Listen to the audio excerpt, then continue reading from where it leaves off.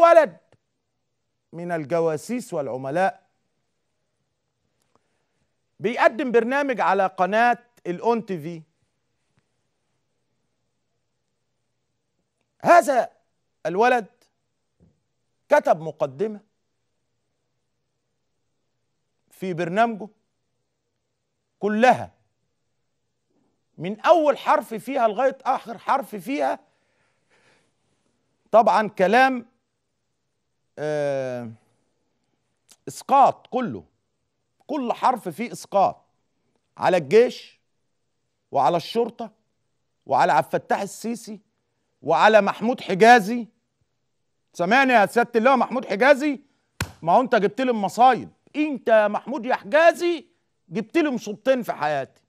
المصيبة الأولانية لما طلعت اعترفت ان البيت اللي وقعت في التحرير وقال لك حريرة مصر اللي الجيش عراه، وانا طلعت قلت الكلام ده غلط واللي هو محمود حجازي ما خدش باله والراجل عايز يلطف الموضوع. ادي اول مشكلة انت عملتها لنا.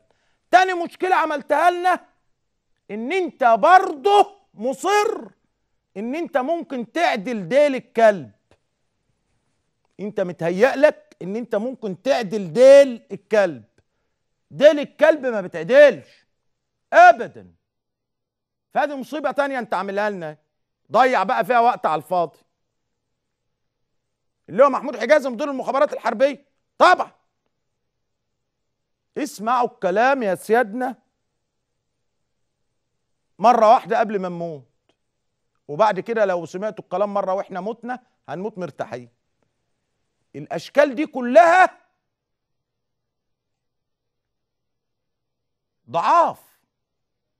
الاخ اللي عامل المقدمة ملقح على المشير عبد الفتاح السيسي، مبهدله،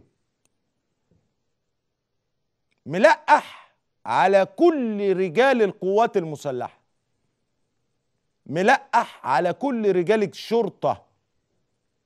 عبارة عن ربع ساعة سم كان قدمها في الحلقة بتاعته. الواد ده طبعا من العيال الجواسيس اللي كانوا بيشتغلوا لحساب أجهزة مخابرات أجنبية رسمي، وكانوا بيقبضوا منها فلوس ولهم مرتبات شهرية.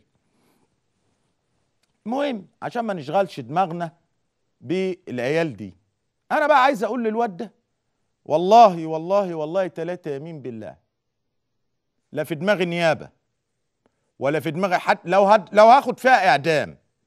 أنا لو لمحتك في مدينة الإنتاج الإعلامي والله ما هسيبك غير ما أضربك بالنار، وأنا بقولها على الهوا وش جوه المدينة. لأن عيب الجواسيس العملاء،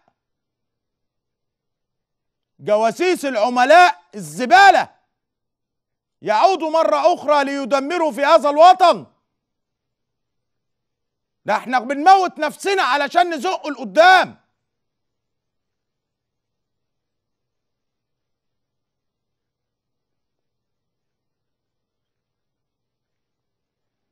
معانا الدكتور أحمد كامل المتحدث الرسمي باسم